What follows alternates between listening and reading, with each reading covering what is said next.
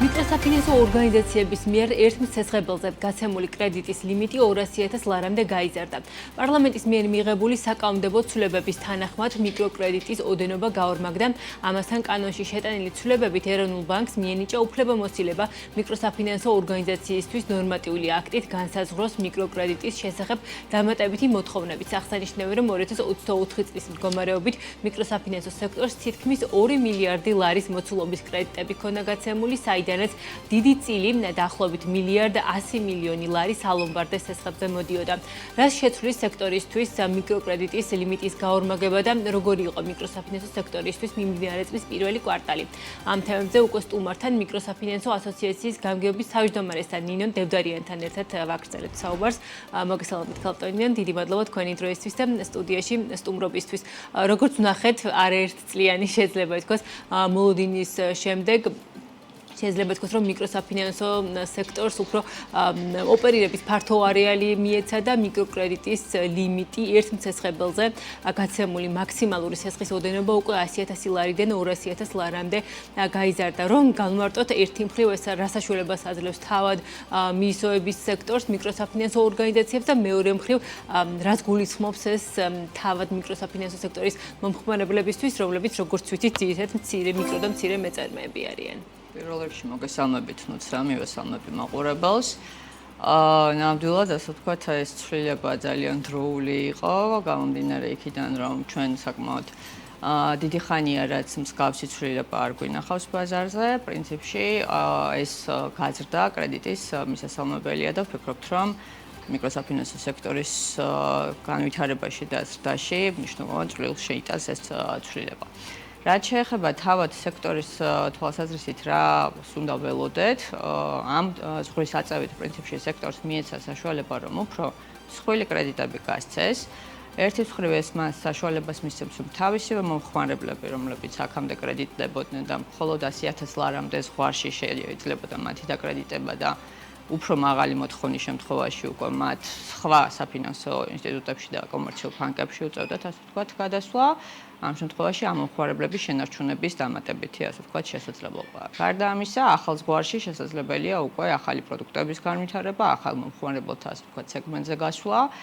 და ერთ-ერთი მნიშვნელოვანი რაც არის მათ შორის, რაც ამ ცვლილებას უკავშირდება, არის ის, რომ თავად სექტორს ექნება საშუალება, რომ გახდეს უფრო პროდუქტიული. აქ ვგულისხმობ იმას, რომ საბანკო სექტორისგან განსხვავებით, მიკროსაფინანსო სექტორი უფრო წვრილი კრედიტების გაცემაზე არის, ასე ვთქვათ, ორიენტირებული, შესაბამისად, ერთეული დანახარჯი წვრილი კრედიტის, ასე ვთქვათ, გასაცემად, საოპერაციო ხარჯების კუთხით მას აქვს 2.5-ჯერ უფრო მაღალი ვიდრე საბანკო სექტორს. შესაბამისად, აი ეს ლიმიტის ზრდა მისცემს სექტორს საშუალებას იმისას, რომ აი ამ კრედიტების, ასე ვთქვათ, გამსხვილებით გარკვეულწილად პროდუქტიულობაც გააუმჯობესოს, პროდუქტიულობის გაუმჯობესებასთან ერთად, ასე ვთქვათ, შეამციროს ის ერთეული დანახარჯები, რაც სესხის გაცემას უკავშირდება, უფრო მსხვილი კრედიტების გაცემის შემთხვევაში და პრინციპში ეს იქნება ის წინაპირობა, რაც მათ მისცემს საშუალებას, რომ უფრო იაფადად გასცენ ის კრედიტები, რასაც აქამდე გასცემდნენ. აქედან გამომდინარე, ამას ერთობლივად, ასე ვთქვათ, ძალიან დადებითი ეფექტი შეიძლება გქონდეს მთლიანად სექტორს. რაიმე გათვლებით უკეთდება ეროვნული ბანკის მხრიდან თავად სექტორს, თქვენ ასოციაციას თუ აქვს გაკეთებული, რამდენად შეიძლება გაიზარდოს მომხმარებელთა აი ეს არეალი დაკრედიტების, რაშიც უკვე გაზრდილი ლიმიტის ფარგლებში შეიძლება მიკროსაფინანსო სექტორს ოპერირება, თქვენ თქვით, რომ აი აქამდე იყო შემთხვევა, როდესაც ფაქტობრივად შეიძლება გადანაცვლება ხდებოდა უკვე მეწარმის ზომიდან, ზრდისგან გამომდინარე, მას უკვე უჩნდებოდა მეტი სესხის მიღების აუცილებლობა და გადადიოდა ბანკში. ასეთი ცურათი იყო. ახლა რამდენად შეიძლება გაიზარდოს ეს არეალი? გაზრდის მიმართულებით, ველოდებით, რომ პრინციპში გაიზრდება, თუმცა კონკრეტული, ასე ვთქვათ, ოდენობების შეფასება ცოტა უფრო რთულია, გამომდინარე იქიდან, რომ მსგავსი ცვლილება, ვთქვათ, ჩვენ მქონდა 2018 წელს, როდესაც ასევე გაორმაგდა მიკროსაფინანსო ორგანიზაციების ზღვარი და 50.000 ლარიდან 100.000 ლარამდე ავიდა.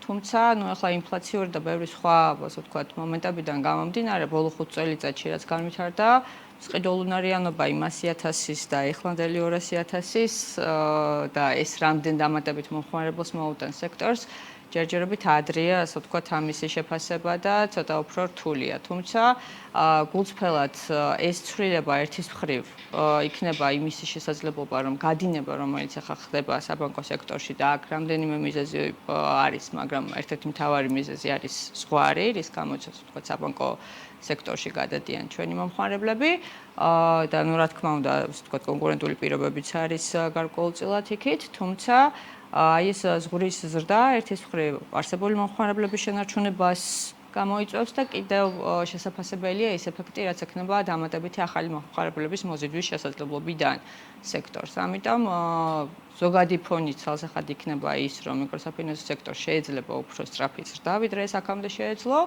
თუმცა რამდენით და რა მოცულობით, ამას ალბათ ცოტა უფრო ეტაპობრივად, როგორც კი ძალაში შევა რეგულაცია, მე უფრო ადეკვატურად შევაფასებთ.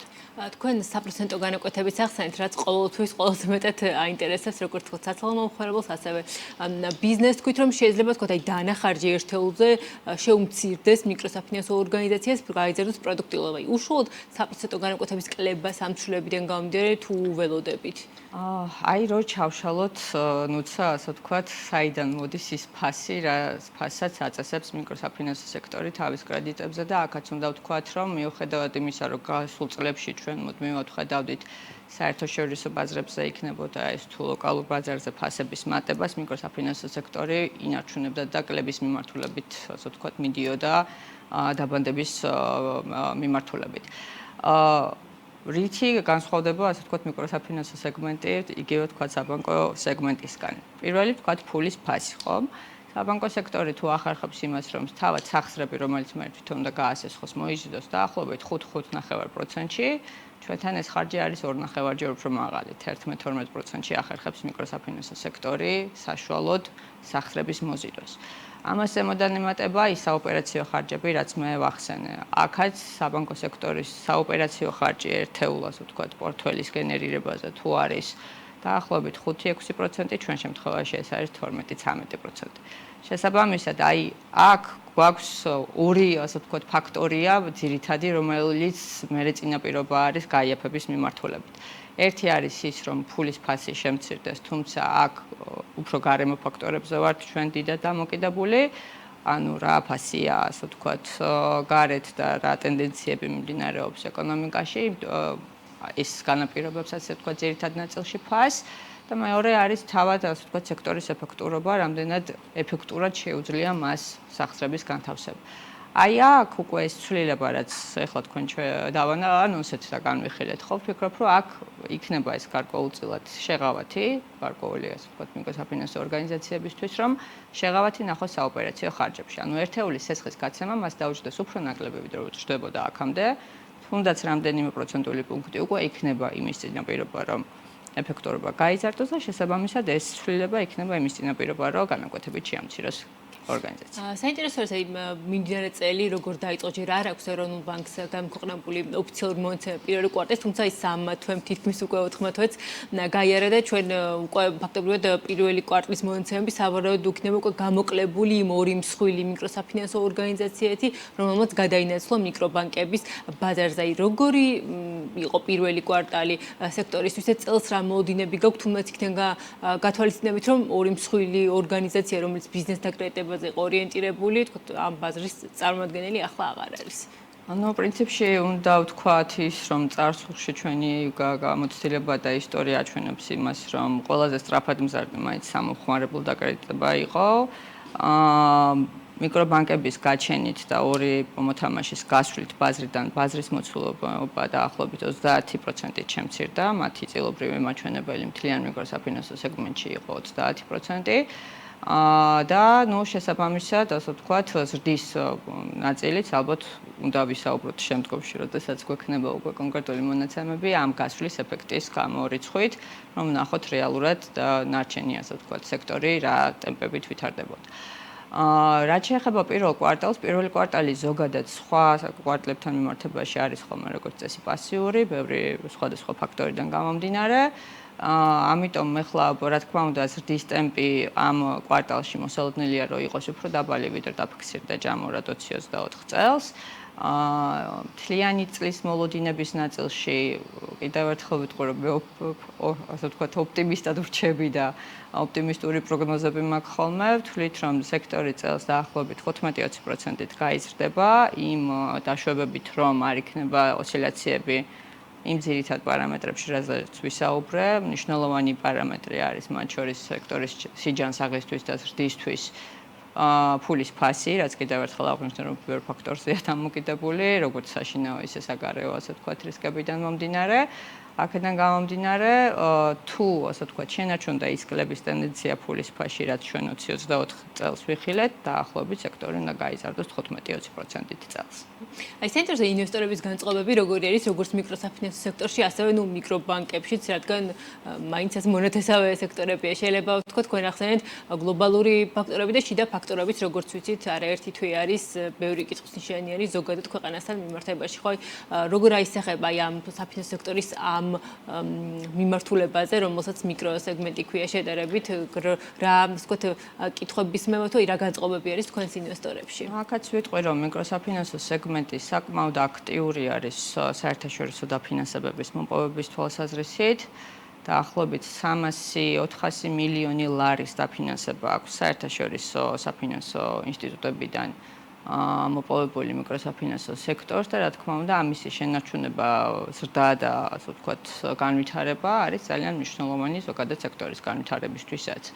საწყის ეტაპზე, პრინციპში განსაკუთრებით წლის ბოლოს და წლის პირველ თვეებში იყო გარკვეული, ასე ვთქვათ, დამატებითი კითხვები, რაც იმ ინვესტორებისგან, რომელთანაც ჩვენ წლებია უკვე თანამშრომლობთ, იყო გარკვეული კითხვის ნიშნები ზოგადად პოლიტიკურ ვითარებასთან და ასე ვთქვათ, მაკროეკონომიკურ სიტუაციასთან დაკავშირებით ქვეყნის, თუმცა ეხლა უკვე ამ ეტაპზე შეგვიძლია ვთქვათ, რომ ეს დამატებითი კითხვები მინელდა და მიწყნარდა. და პრინციპში არ ველოდებით იმას, რომ ან რომელიმე ინვესტორი გავა ჩვენი ბაზრიდან, პირიქით ველოდებით, რომ ახალი ინვესტორების მოზიდვის შესაძლებლობა გვექნება იმ ახალი შესაძლებლობებით, რაც სექტორს აქვს და დიდი იმედს ვიტოვებთ, რომ ასეც იქნება და წელს ჩვენ მოვახერხებთ უკვე უფრო გაზრდილი, ასე ვთქვათ, მოცულობით მოვიზიდოთ საერთაშორისო სახსრება. და მიკრობანკების სეგმენტზეც რო ვისაუბროთ, ორი მიკრობანკი ოფიციალურად უკვე მყავს საქართველოს საფინანსო ბაზარს, საინტერესოა მათ თუ დაიწყეს აქტიურად უკვე პროდუქტების შეთავაზება, მათ შორის დეპოზიტების ნაწილში და ზოგადად მოლოდინები როგორი არის, რამე სიგნალი ხომ არ არის, რომ შეიძლება ახალი კომპანიების გამოჩნდეს თუ აი რაც იგულისხმოთ თქვენ ინვესტორები, ეს თქო არსებულ მიკრობანკებში ფიქრობთ ინვესტიციის მოზიდვას თუ ახალი კომპანია შეიძლება გამოჩნდეს რომელიმე? დავიწყოთ მიკრობანკებით. პრინციპში მიკრობანკები, როგორც ვთქვით, გამოჩნდნენ უკვე გასული წლის ბოლოდან, ამ წლის დასაწყისიდან. ძალიან აქტიურ, ასე ვთქვათ, ფაზაში არის ეს ორი ორგანიზაცია იმ ყველა შესაძლებლობის გამოყენების კუთხით, რაც მიკრობანკებს აქვთ და არ ჰქონდათ, ვთქვათ, მიკროსაფინანსო ორგანიზაციებს. ერთ-ერთ მხრივ ეს არის უფრო გაზრდილ ლიმიტში ოპერირება და კრედიტების მიმართულებით, მეორეს მხრივ დეპოზიტების მოზიდვა, აქაც უკვე გვაქვს, ასე ვთქვათ, პირველი დეპოზიტები მოზიდული ამ მიმართულებით და გარდა ამისა, უკვე სრული საბანკო სპექტრის შეთავაზება, მათ შორის მიმდინარე ანგარიშების და მათზე ოპერაციების განხორციელების ნაწილში, ამიტომ პროცესები საკმაოდ აქტიურად მიმდინარეობს და ვფიქრობთ, რომ უახლოეს თვეებში უკვე სრულად ოპერირება, ასე ვთქვათ, მიკრობანკებს ვიხილავთ ბაზარს.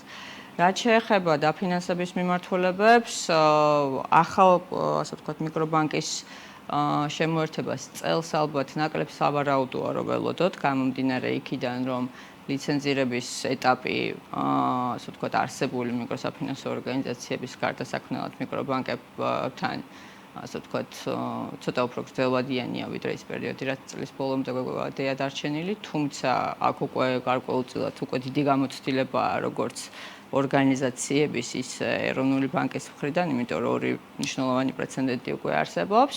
და მე იმედს ვიტოვებ, რომ ასე ვთქვათ, ეს სექტორი კიდევ უფრო მრავალფეროვანი გახდება, ბევრი მოთამაშე შეუერთდება და ვფიქრობ, რომ იმ ორი ორგანიზაციის, ასე ვთქვათ, შედეგები და პრაქტიკა უნდა იყოს მათთვის ამის მოტივის მიმცემი.